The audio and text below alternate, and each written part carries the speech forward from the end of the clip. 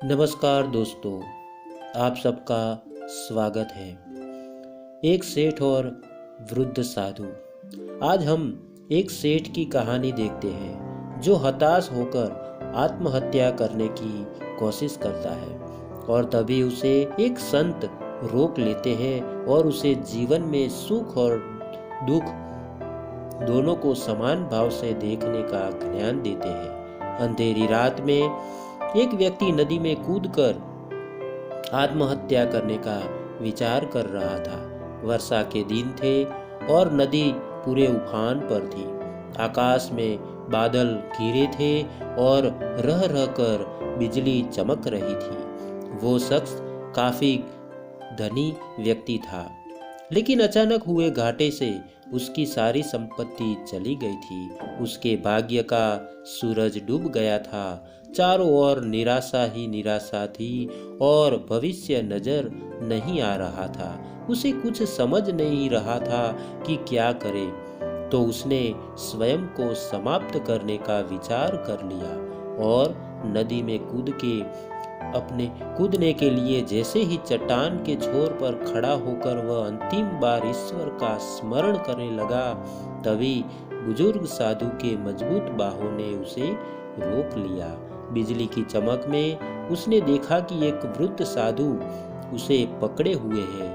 उस वृद्ध ने उससे निराशा का कारण पूछा और किनारे लाकर उसकी सारी कथा सुनी। फिर हंसकर बोला, तो तुम ये स्वीकार करते हो कि पहले तुम सुखी थे? सेठ बोला, हाँ, मेरे भाग्य का सूर्य पूरे प्रकाश से चमक रहा था। सब और मान सम्मान और संपदा थी। अब जीवन में सिवाय अंधकार और निराशा के कुछ भी शेष नहीं रहा। वृद्ध फिर हंसा और बोला, दिन के बाद रात्रि है और रात्रि के बाद दिन। जब दिन नहीं टिकता तो रात्रि भी कैसे टिकेगी? परिवर्तन प्रकृति का नियम है। ठीक से सुनो और समझ लो। जब तुम्हारे अच्छे दिन हमेशा के लिए नहीं रहे तो बुरे दिन भी नहीं रहेंगे। जो इस सत्य को जान लेता है वो सुख में सुखी नहीं होता और दुख में दुखी नहीं होता। उसका जीवन उस अडिग चट्टान की भांति हो जाता है जो वर्षा और धूप में समान ही बनी रहती है। सुख और दुख को जो समभाव से ले, समझ लो कि उसने स्वयं को जान लिया। सुख दुख तो आते जाते रहते हैं, यही प्रकृति की गति है।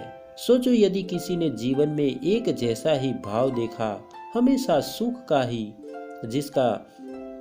जिस चीज की आवश्यकता हुई उससे पहले वो मिल गई, तो क्या वो कुछ समझ पाने की खुशी का अनुभव कर सकता है?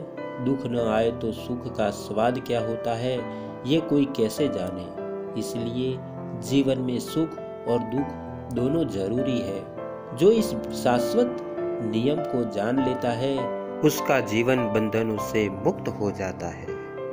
धन्यवाद दोस्तों। अगर आपको यह कहानी अच्छी लगी है तो एक लाइक और एक शेयर जरूर करना दोस्तों। चैनल को सब्सक्राइब करना मत भूलना। आपके प्यार को इसी तरह देते रहना, क्योंकि हम आपके लिए इसी तरह की अच्छी और मनपसंद कहानियाँ लाते रहे। तो धन्यवाद दोस्तों आप सबका शांति से हमारी ये कहानी को सुनने के लिए। फिर मिलेंगे एक और नई कहानी के साथ। तब तक के लिए आप सबको हमारा धन्यवाद।